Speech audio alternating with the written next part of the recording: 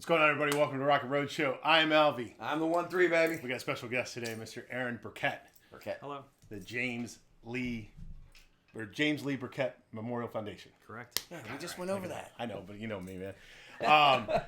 Yes, we got a special guest tonight. We're gonna have some fun. We're gonna talk about Aaron's life, where he grew up, all that stuff, and then we'll talk about his foundation and what they do for veterans. Yeah, man. So we should have some fun tonight. We'll get started. We'll jump into our bills, and then we'll get into the show. Yeah, I guess we got to do Go that. for it. All Yeah. right, man. So, brought to you by Misfit Metalworks. Misfit Metalworks offers CNC plasma cutting, welding, metal fabrication, prototyping service. I was going to say metal and fabrication. Yeah, I don't know. Prototyping services and laser engravings. Contact the Misfits for all your metal needs at 813-598-7409 or stop by the shop at 1913 East Bears Avenue, 1100 Bravo. Tell them that we sent you. Also brought to you by Eric Warren Artistry and Dropkick Customs. Eric Warren Artistry is a custom paint and fabrication studio that specializes turning all your custom dreams into reality. EWA offers a one-stop shop for all your paint, metal, and fiberglass needs, welding, full powder coating, motorcycle stereo equipment, air ride systems, custom wheels, and much more. You could contact Eric Warren Artistry at 813-503-4764 or stop by the shop at 13215 North Nebraska Avenue, Suite A in Tampa, Florida, 33612. Of course, let them know that we sent you. And also proudly sponsored by the Fran Haas Law Group. The Fran Haas Law Group provides legal representation for victims of negligence. They handle a broad range of personal injury and wrongful death matters, including car and truck accidents, motorcycle collisions, slip and fall injuries, and much more. Yeah, for all your legal needs, please contact Fran Hosh at 866-LAW-FRAN or lawfran.com. Or you can stop by the shop at, it's an office at 1275 Nebraska Avenue. That's in Palm Harbor, Florida, 34683. You know those lawyer shops, right? I know, the lawyer shops. I'm like, at the shop, yeah. I'm so used to saying, like, Misfits or right? Eric Warren or even my shop. But you don't have a shop either, do you? No. You got a hanger. I got a hanger. Yeah. So Jen's on. She says, y'all need one of those new Misfit shirts. We do. I think I know where we can get one, too. I think so. I think.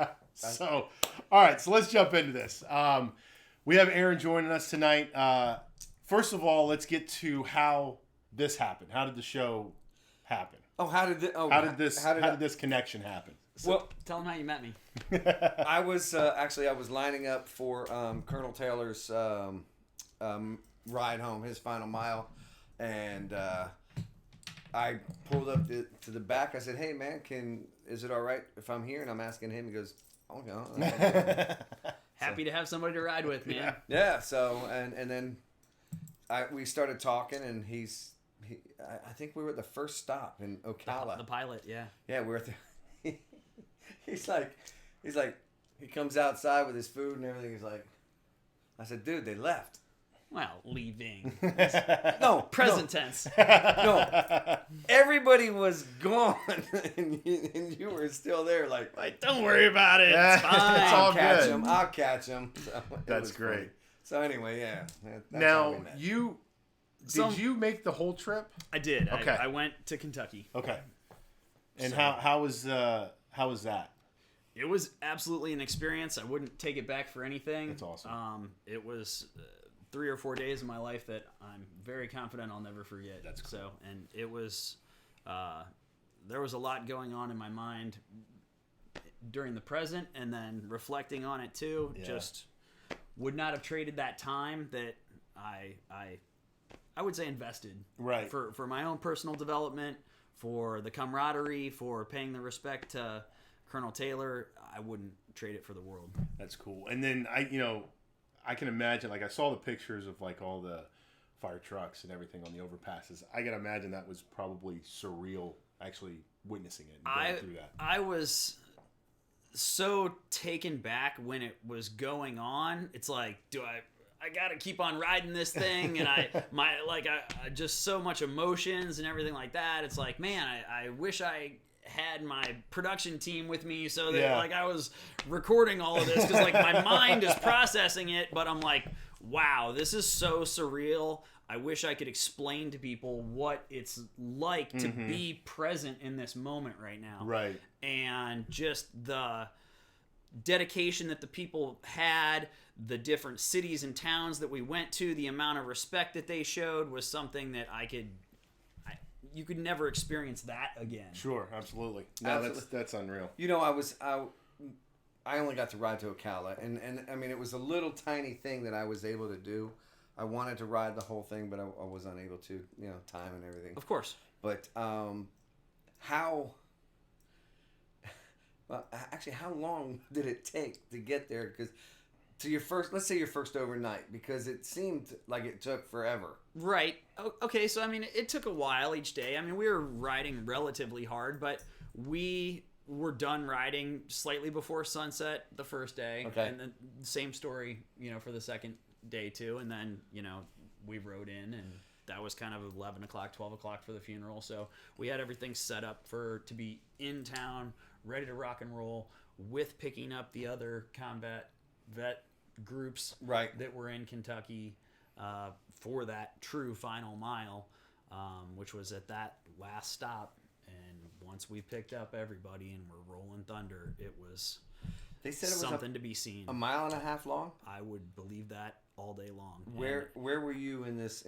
Were you still up in the? No, I stayed with the trikes in the back because so much of the event was planned and prepared by the combat vet motorcycle group that I felt that it was only respectful to stay in the back and let all those members of that group ride together, and then I rode more with the civilians, you know, because I was just being respectful of the fact that they put this together, and I was being a part of their event.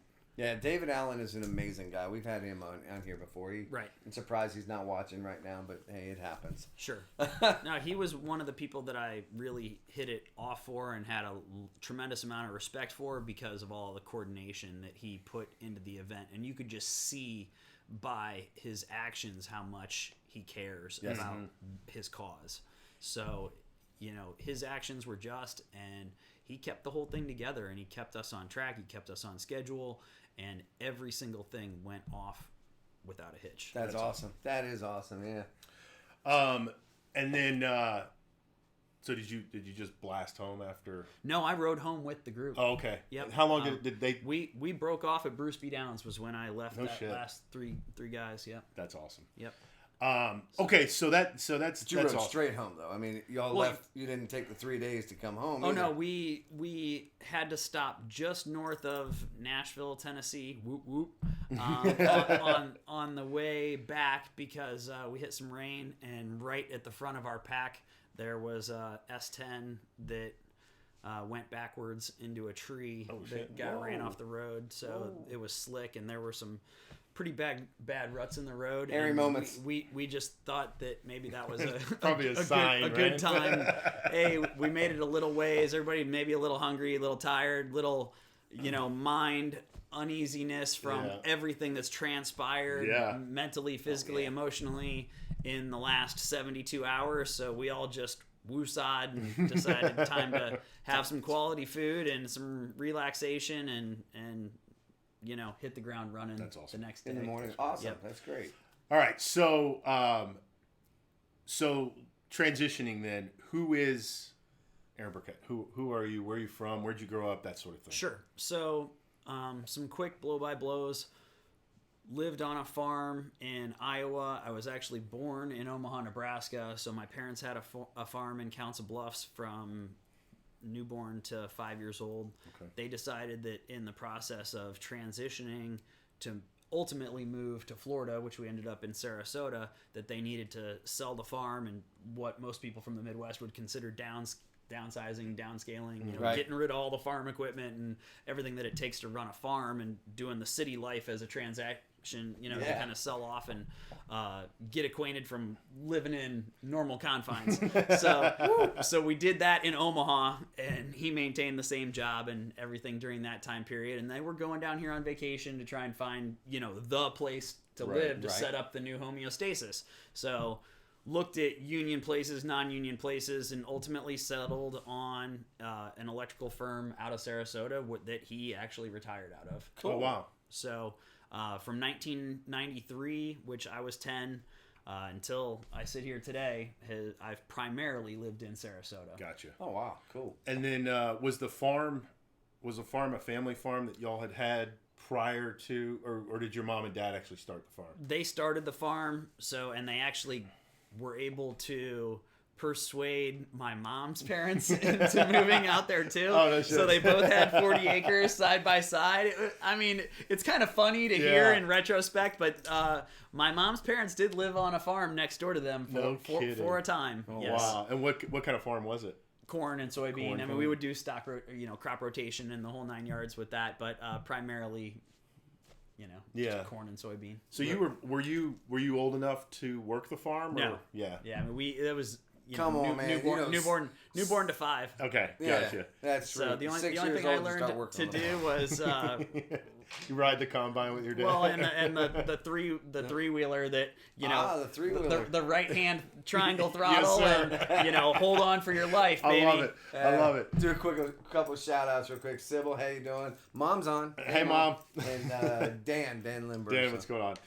All right, so sells the farm, moves to Sarasota, gets on with an electrical firm, and so he became an electrician. Right. So was he it was the IBEW out of Omaha, Nebraska, Local 22. Right. And basically he did the apprenticeship through the military when he got back from Vietnam. So segueing to my father a little bit about how his electrician crew and career and being in that industry and getting IRD certified and the transition into being a counterman and using more of his intellectual side as opposed to banging and rebuilding all that type of stuff the that happens skills, when you're a bench guy.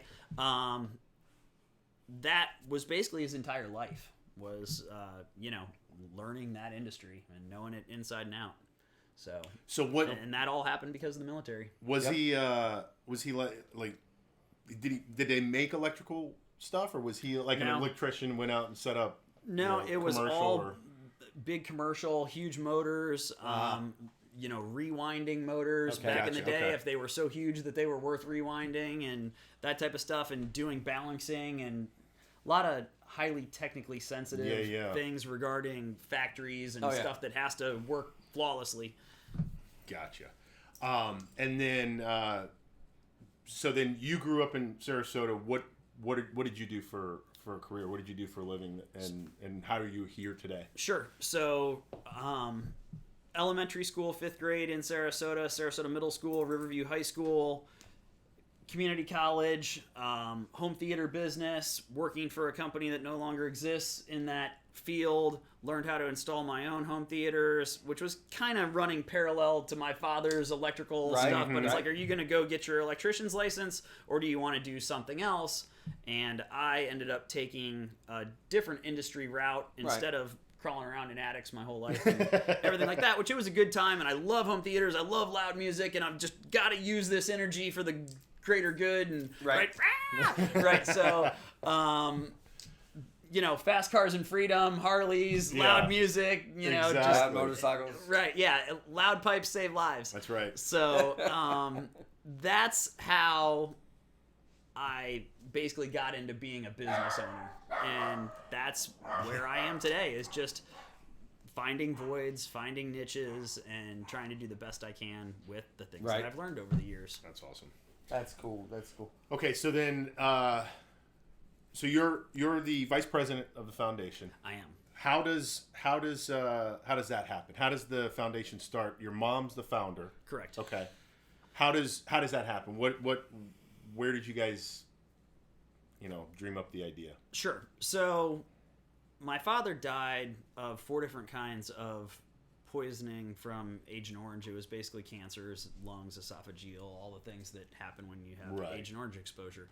So how do we deal with this? How do we cope with this? It seemed to happen somewhat abruptly because he always had a great quality of life and rode motorcycles his whole life. And it's like, oh my God, how did I lose seemingly the most important thing to me growing up? This is the man that I love. This is the man that I feel like taught me everything important I know that's actually going to get me through life, and someone that I looked up to highly. So in transition of all of that, that was the thing that we came up with is to how do we stop this from happening? How do we educate? How do we create a different path? How do we use this energy for a constructive purpose to help other veterans push their lives forward, get over the things that they're struggling with, bridge gaps, Right. change lives, help people. Gotcha.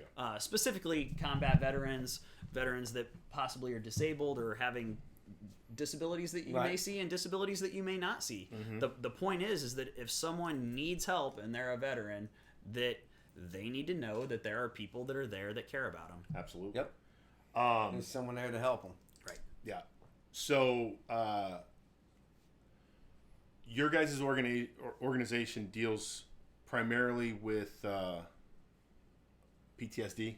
Right. So basically, in doing a lot of research into what veteran issues are and how veterans' lives can be made better, we're focusing on transitional housing, ways to make sure that no vet is left behind on the streets, not being cared for. If they need help facilitating with the VA, or there's resources that gaps need to be bridged, we're helping out with that.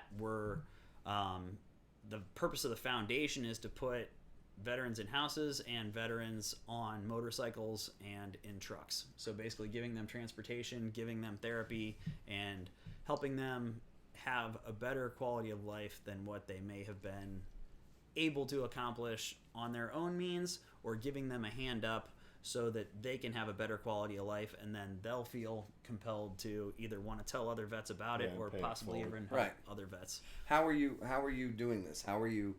Let's use an example of housing. How are you getting them housing? Are you?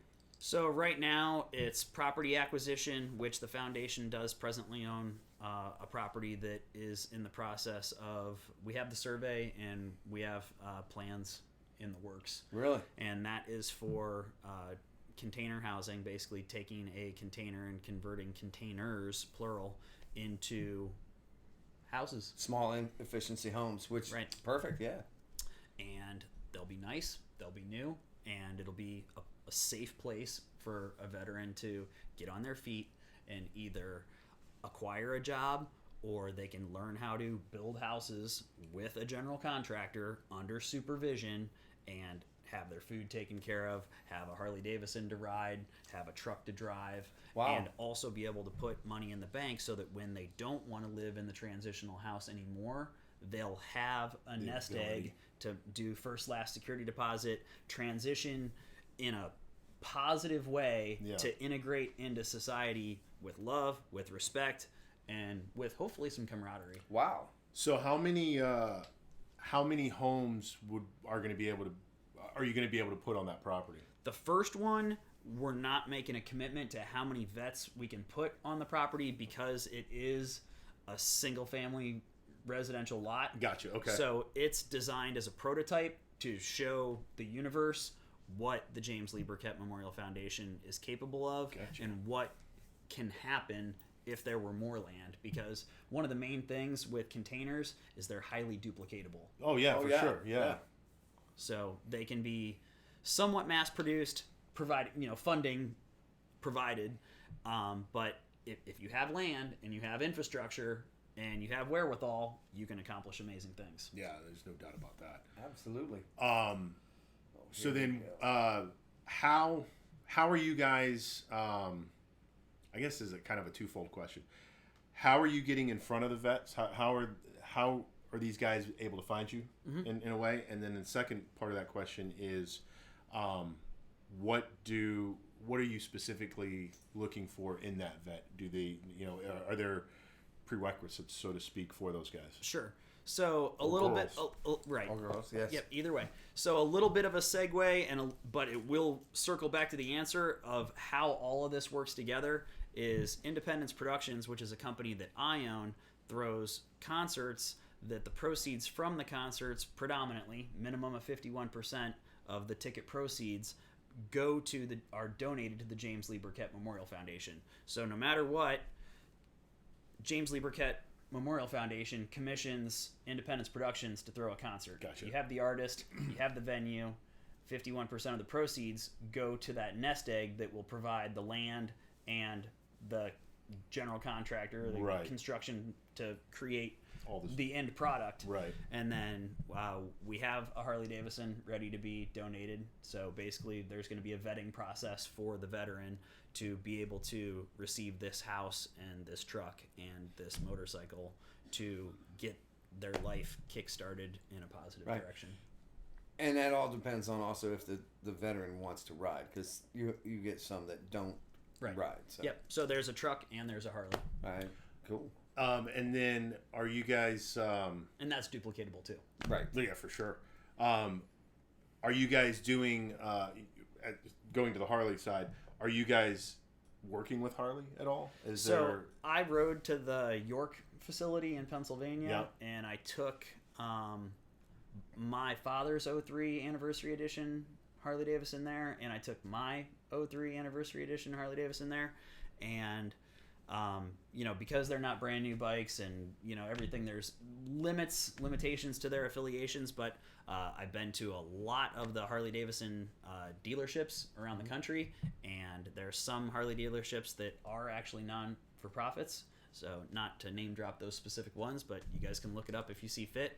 And basically we have 4 of those exact Harley Davidsons that are in the JLBMF fleet at the moment, so we are ready to Well, I'm gonna let a veteran use a bike. I want to put you on the very spot soon. then. What's the closest one that's a non-for-profit then? I'm sorry, specifically. You say there's a few Harley dealerships that are not non-profit. What's the closest one to us? It's not close. Yeah. That's what we're saying. It's further to the other side of the country than it is on our side of the country. Gotcha. If we're looking east-west. I got you. Okay. It's very, very close to the other coast. Gotcha. Yeah.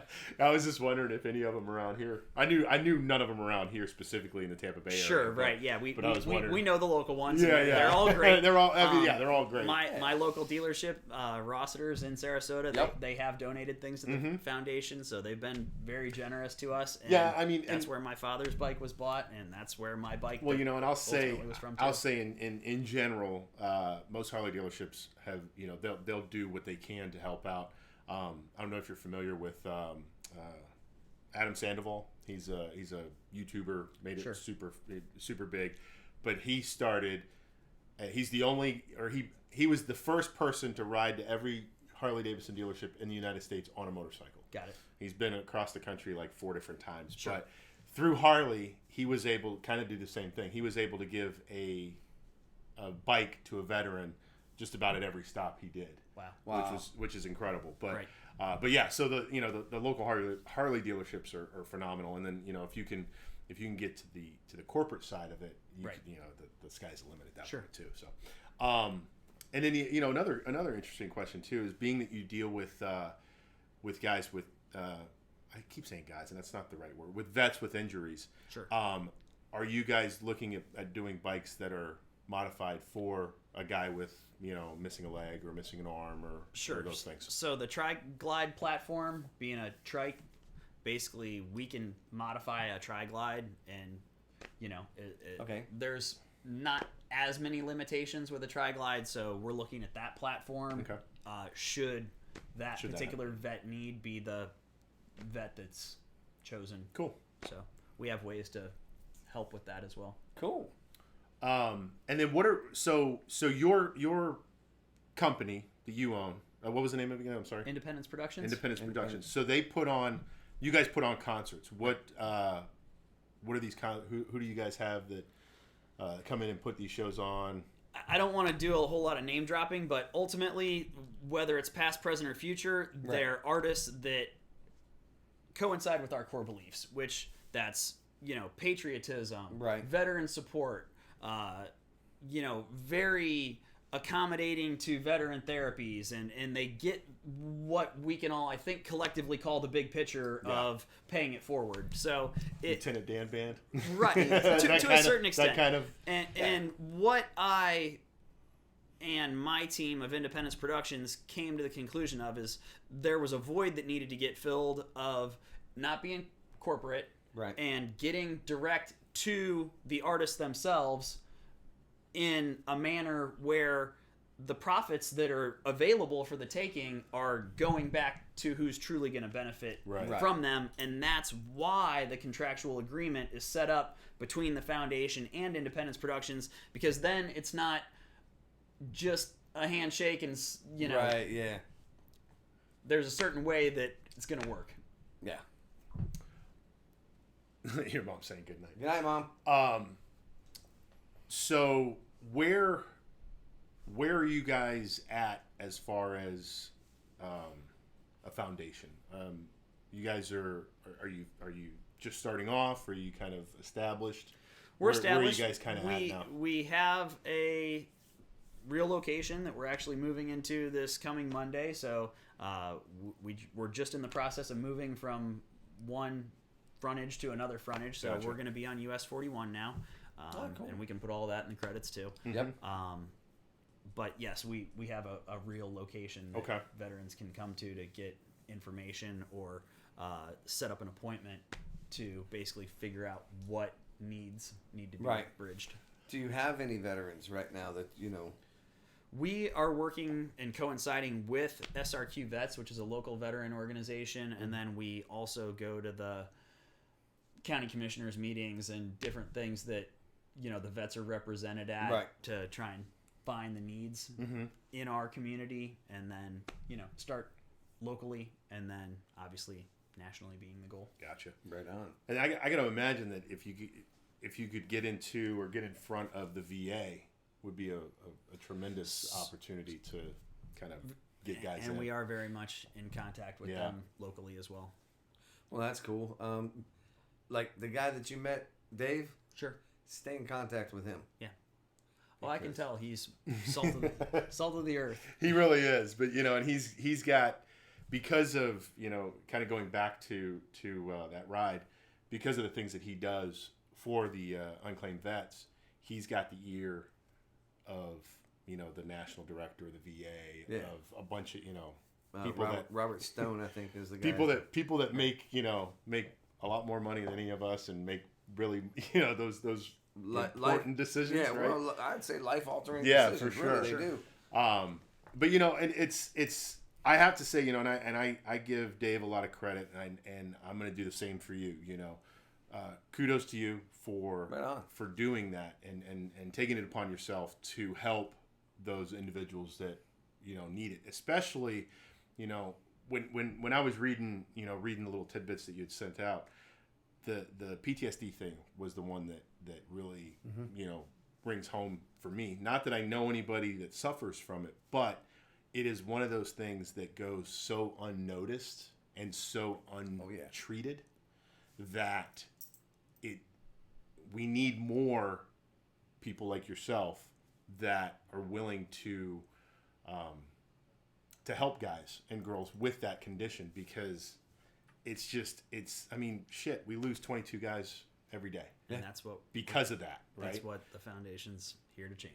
And that's, to me, that's because everybody sees, we talk about it all the time, right? Everybody sees the guy with no arm. Everybody sees the girl with no leg. Yep. Everybody sees that, but nobody sees the torment that these individuals are going through on a daily and nightly basis. That some of these folks can't sleep at night. Some of them are having suicidal thoughts on a daily, and unfortunately, as two veterans sitting here, we know. I don't like to throw shit people under the bus, but we know how difficult the VA can be. Yes. And we know how underserved the veteran community is, especially on the mental health side. Yes. And we ask these individuals to do some tremendous things over the course of many years, and then we just don't. I feel like we just don't take care of them when they come back. We don't take care of them as much as we should. Okay, Dan says he just texted me a photo. Let me see what this is. And one thing we didn't touch on, you have no military service, and this is what I thought was just amazing, right? Right. It's only because of your father that you did this, which is amazing in itself. But when I spoke with you about the ride, what'd you tell me? Well, my father and I he didn't have to repeat a whole lot of stuff to me. so I don't know why, but like I don't know. I think I have ADD, but I can listen to that man for hours and just remember everything that he said. And I remember one conversation in the garage, and we would do little odds and ends projects together. That was a lot of our quality time, was hanging out in the garage. And I said, Dad, you know, your dad served, you served, what's up? You know, like, my brother went to college. Here I am having the same middle name as you. You know, right? Should I go somewhere? What's up? And he's like, well, we're not in a time of war, and you've always been a good boy, and I feel that if you feel that you can do something productive with your life staying here and, you know, get an education, or you choose to take the college route or whatever, I would be more than pleased with your efforts. You know, his particular vernacular for that, but he would be pleased with me going the educational route, right? Not being in a time of war, and that I respected that decision, and I thought it was a good choice, and we had a very candid conversation about it, and that was the choice that I made. I did go get an education, and I have become a business owner over the years, and I think I've done okay for myself. So, so I'm okay with that decision. He was okay with that decision, and obviously we're okay with it because of what you've done with it. Well, and I mean, you know, not saying you wouldn't have done this had you have gone in the military, right? But it's well, awesome. you know, and I mean, just because you know, and this goes, there's a lot of folks out there that feel this way too. But just because you didn't serve doesn't mean that you can't serve. Right. You know what I mean? Yeah. And that's what he's doing. And that's what you're doing now. And I think it's, to me personally, I think it's harder to do what you're doing now than it is to, you know, sign the dotted line and you know, say, hey, I'll go do that. Some guys would disagree with me, but I mean, you know, I was also 20,000 feet in the air, not really, you know, not really getting shot at, but sure. But you know, but what I mean by that, and I'm not taking anything away from anybody, but you know, you're dealing with the things that you're dealing with, the hard things, and you're dealing with the things that people don't like to talk about, and because of that is why I say it's hard. It's hard to do what you do because you're in that space, you're in that dark closet that nobody wants to talk about. You know what I mean? Understood. And you're shining the light. You're shining the light on that monster, right? And I think it's tremendous, and I applaud you for that because Absolutely. we need more people that are willing to do that, right? To help these folks out. Well, in no way would I compare myself to a vet that served, or especially one that, you know, was deployed, right? But I take a lot of pride in what I do because it is such a passion of mine, and there's a lot of integral parts that all have to work together in order for Independence Productions and the foundation to both simultaneously do what they need to do to create an income stream to allow the foundation to flourish forever, so that a lot of veteran lives can be positively impacted. Absolutely. So then the next question then becomes, how do folks get a hold of you? How do we help with funding? How does one get involved? Well, the very first event for this month is going to be May 29th for Memorial Day weekend in Sarasota. We're collaborating with SRQ Vets, and we're doing a memorial march across the Ringling Bridge, and everybody's going to have flags and pay respects, and it's a long walk, and it's more of a march type walk, cool. but you choose the pace, and then we're going to have a band playing at the J.D. Hamill Park from noon to 4 afterwards. So that would be very cool. Everybody's first attempt to get a taste of what Independence Productions and the James Lee Burkett Memorial Foundation provide right there in Sarasota. And for that event, are you guys charging for the event? No. So you just show up and correct, and go do what you're going to do. Yep. Just be, you know, respectful and patriotic on Memorial Day weekend. Awesome. It's a great weekend. Yes, it is. And then okay, so how do we find you? How do we donate to the cause? What's the easiest way to do that? Yeah, how do we help you? Come see us at the event, and Right. we'll put the address to the foundation in the notes below, and you can reach out to us. We have a contact page on the website, and Okay. You can reach us on the phone numbers that we'll put at the notes section. And, Okay. We'll be happy to talk to Perfect. anybody.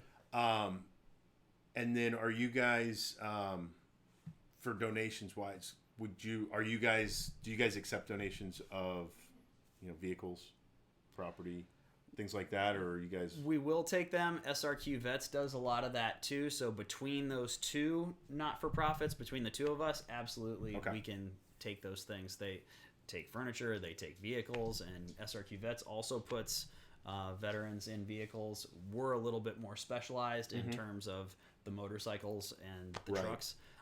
But yes, we definitely have places for those resources to go locally in Sarasota and in Florida. Okay. Awesome. Okay. Other than that, what do you want to let everybody know about your foundation? Where they can find you? Address, websites, Facebooks, Instagrams. Twitters, Instagram, stuff it's like that. James Lee Burkett Memorial Foundation. The website is jamesleeburkettmemorialfoundation.com, all spelled out. And that's where we're at. Cool. All the contact information's on the page. Excellent. You got Good, anything? man. No, we've answered everything. This guy's. I like saw he- you like struggling he does for a it before. question, and I'm like, I'm struggling for questions. I'm going, man, I think he covered everything. It's like he's done this before or something. I don't know. I have Yeah, once or twice, right? All right, cool. So so we will link all of the like I said, Instagram. You guys are on Facebook as well. Okay, we'll link all the socials, the website, and then any other way that we can push that forward. Yeah, get it out. We'll do events real quick because we got Yeah. a couple, and then we'll shut it down for the day. Yeah, because you're tired, man. You just flew in. I'm Your exhausted. arms are tired. Yeah, I'm just tired. All right, so real quick, guys, we do have a bike night coming up on Thursday, May 27th, over Bourbon on Main. That's 6307 Grand Boulevard in Newport Richey, from 6 to 10 on Thursday the 27th. Of course, it's hosted by us. We got a 5-class bike show, trophies for the winners in each class, as well as the best in show. They are provided by our good friend Kirk Kellerman over at Crown Trophy. Music will be by Austin and Zen, and just come on out, have some fun with us. It's a good time. We kind of had an off last week because I wasn't available. Last month. But yeah, we will be out there having some fun. So come on out and join the crowd. January. Jesus Christ. January. Saturday, July 17th. Burt's Barracuda is having a mega poker run. They're going to give away a 2006 Street Bob valued at about $6,500, or they're going to give $5,000 away in cash. Best poker hand wins, motorcycle or cash. Second prize is $1,000. Third place is $500. You can register online or day of the event. Just go to Full Throttle Magazine Facebook page, and you can find their link to get to their deal. Registrations from 10 to 1. $40 for 3 poker hands, so that's not too bad. No. Last bike in by 6, and winners are announced at 7. There's some rules and stipulations for cash if you wanted to take cash, but event is rain or shine. Cars, trucks are welcome. So if you want to join in, get out there and have some fun. If you need some more information, you can call Full Throttle Magazine at 727-935-4875. Or again, like I said, just go to Full Throttle Magazine on Facebook. Last and certainly not least is our event, the September 11th, 20th anniversary Memorial Ride. Obviously this year it's kind of cool because it's on a Saturday and it's September 11th. It's literally the 20th anniversary of 9/11. So we are going to be hanging out at Quaker Steak and Lube. Registration from 11 to 1. Kickstands up at 1. Last bike in at 6:30. $20 for rider, $10 for passenger, $10 for an extra hand. And $100 for winner, $50 for second place. You get $20. You get your buy-in back for worst hand. We will also have trophies for all the winners there, and a really cool trophy for the worst hand. Yes. Again, provided by our good friend Kirk Kellerman at Crown Trophy. The cool thing about this event, guys, we talked about it before, but all the proceeds for this event go to the Children's Burn Camp of Florida.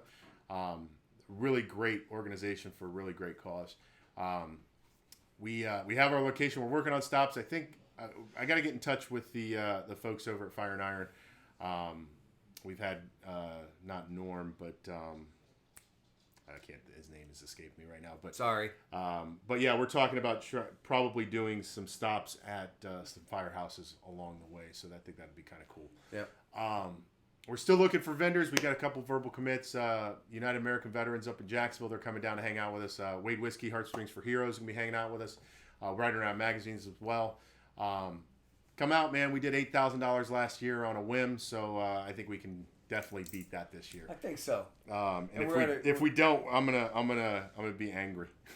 Hulk smash. If we don't, we shave your head. Oh wait, that's too easy. We'll figure something out, right? You shave your beard off. All right, guys. For $8,000. Yeah, there you go. Like I said, we kind of threw this together tonight. I wasn't sure if I was actually going to make it tonight. My schedule's kind of gotten crazy. You almost got a phone call. I would have come hang out regardless. I told One3 a couple of weeks ago that my schedule is going to start getting hectic, and man. I was not wrong because I'm actually on the road next week, so we're going to try hopefully to do a Skype show, but it's all going to be dependent on the internet that I have available to me wherever I'm at. I'm going to be in Asheville, so hopefully it won't be too bad. So we'll see. Yeah, marathon sucks. Marathon's terrible, but that's what it is. But yeah, so next week hopefully we'll be live. We'll just be in two separate parts of the country doing that. Yep. But yeah, like I said, I came from work. I'm still wearing work clothes and everything. So you look all professional. And yeah. As always, don't forget to like, share, and subscribe. Share this with your friends and your family. You can always go to the YouTube page. We're trying to develop that channel over there as well. So if you can go over there and just throw a like on the video that get posted every Friday after the show.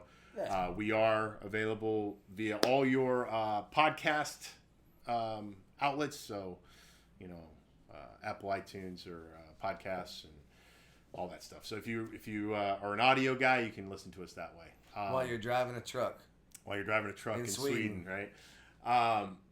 Other than that, guys, thanks for hanging out. You can go to our Rockling Road Show Patreon as well if you guys want to help the show continue and help give us a little bit of a help to keep this thing going. Thanks, Phil. Phil, what's going on, guys? Thanks, man. Appreciate it. Other than that, guys, thanks for hanging out with us. We love you all. You know that. Yeah, and you guys keep it rocking. Keep the rubber side down, man. We'll see you guys next week. Thanks a lot. Bye-bye now.